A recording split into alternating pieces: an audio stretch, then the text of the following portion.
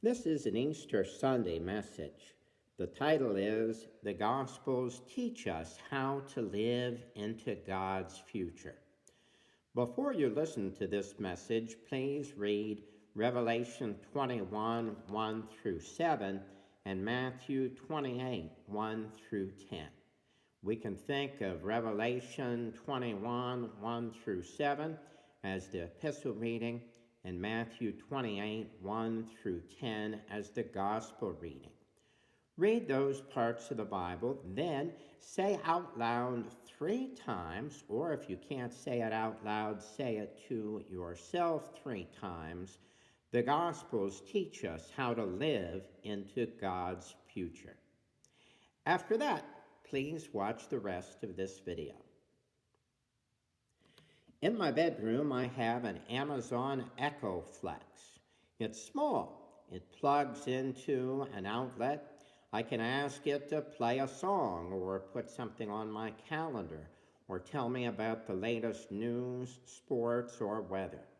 If you have Wi-Fi to use it, it's an inexpensive, amazing piece of technology. Except, hear this true story. You have to set it up to respond to one of 3 names: Alexa, Echo, or computer. My daughter's Echo is set to respond to Alexa, so when I give my Echo Dot a command, that one responded also. So Alexa, as the name for my Echo Dot, was out. The family pet is named Echo.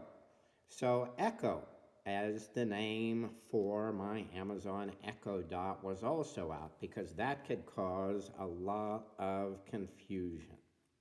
That left computer. I say computer, pause a second, then tell it what I want it to do. That worked fine until last week when I was watching an episode of one of the Star Trek series in my bedroom. When someone on the show, on the starship, said computer and gave the computer a command, my Echo tried to do it. One crew member said computer, then ordered a sandwich with tomatoes. My Echo said, tomatoes have been added to your Amazon shopping list. I unplugged my Echo Dot right away before more of the desires of the Star Trek crew members cost me more money. It's amazing how the Star Trek shows showed us the future. The original communicators looked and worked like cell phones that were flip phones. Inventors are now working on handheld medical devices that can scan the human body.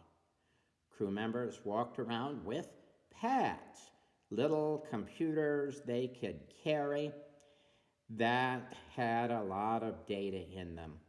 We have those today. We call them tablets. For example, Microsoft Surface or Apple iPad or Lenovo ThinkPad. This message is being recorded on one. The way the Star Trek program showed us the future was amazing. There's an even more important source that shows us the future. It's the 4 Gospels in the Bible: Matthew, Mark, Luke, and John. Throughout Lent, we looked at different sections in the Bible and what we could learn from them and how we live our daily lives. This is an Easter Sunday message, so in one sense, no matter when you're listening to it, Lent is over. There's one section of the Bible we didn't get to, though, the Gospels. The Gospels are great to look at for Easter Sunday because they contain and climax with the story of the first Easter. The first Easter gave us an important glimpse into the future. There's more on that in a few minutes. The Gospels teach us how to live into God's future. Scholars for years debated what kind of writings the 4 Gospels were. Today's books, movies, and TV shows have different types, kinds, genres. They might be westerns, police shows, romantic comedies, or something else. What kind of writings are the Gospels? They are, the scholars concluded, biographies. When you hear that, it sounds very obvious. Even more obvious is whose life story they are. When you read a biography or watch a biography, the person dies if it's someone who has passed away. Then comes the legacy section. It's different with Jesus. He died, then he came back. We celebrate and rejoice in the miracle of that first Easter. Who was this Jesus who came back from the dead never to die again? He certainly wasn't chosen for that at random. Jesus was and is a healer. He healed people with miraculous powers and with love. God's coming future perfect kingdom will be a place in which everyone there is healed. So Christ's healings point to the future, to what that kingdom come in fullness will be like. Christ was and is a teacher. He taught people how to have abundant life in this world and the next.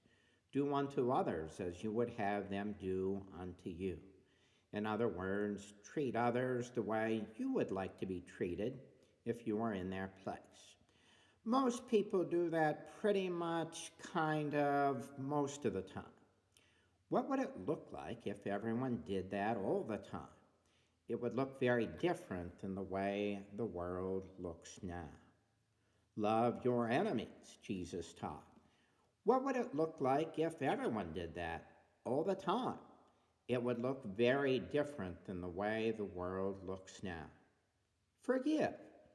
Again, people manage to do that a lot, but certainly not everybody, not all the time. In God's kingdom that will come, people will always do these behaviors. It's hard to imagine, but we know that it will be wonderful. We celebrate Easter because Easter is an important signpost to God's kingdom that is still ahead, a place of no suffering.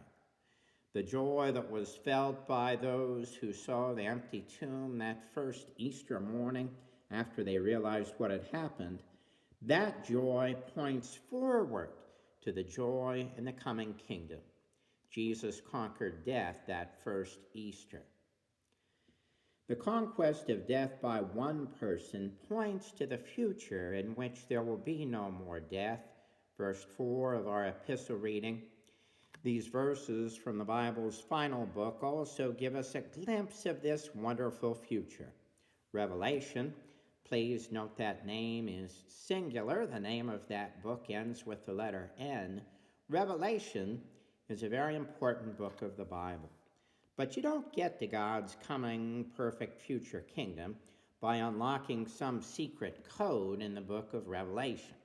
You get to this kingdom by accepting Jesus as your Savior, believing in God the Son, that Jesus is fully human and fully divine, and trying to follow God's ways. Some people, perhaps some of you listening to this, believe that the accounts contained in the Gospels are fairy tales, fairy stories, not real. The places are real. I've been to some of them. So have a few of you listening to this message.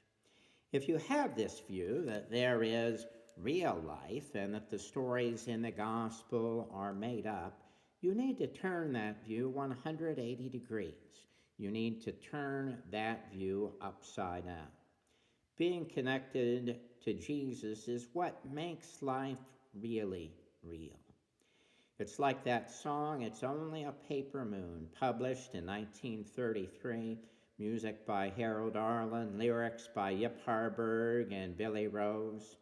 Say it's only a paper moon sailing over a cardboard sea, but it wouldn't be make-believe if you believed in me.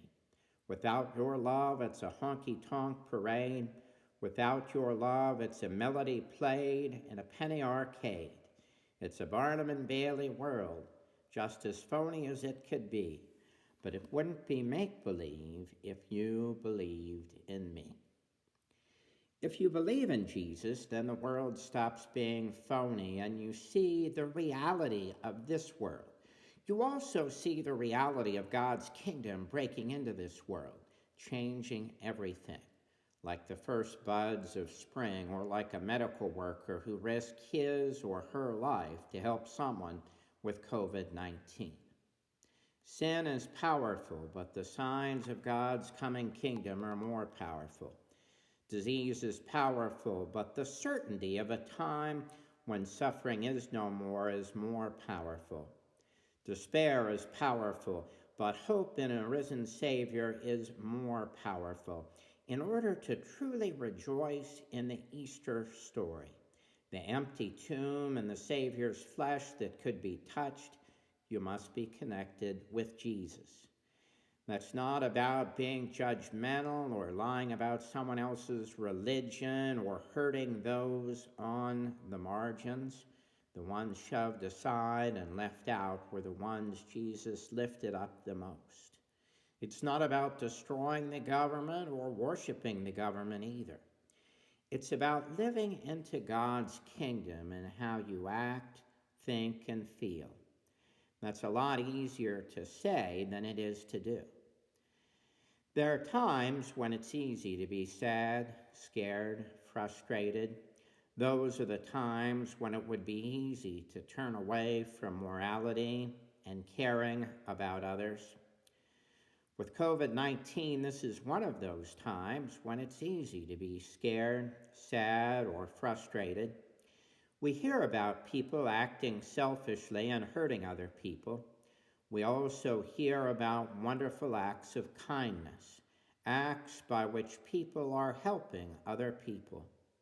Which path will you take? It's important to remember that Jesus is truly alive, and for you to be truly alive, you need to take the path of hope, honesty, helpfulness. The Gospels teach us how to live into God's future. You might want to say that 3 times again after this video ends. Either way, happy Easter. In how we think and feel and act, let us live into God's coming perfect future kingdom for our sakes and, more importantly, for the sakes of those whose lives we impact. Amen.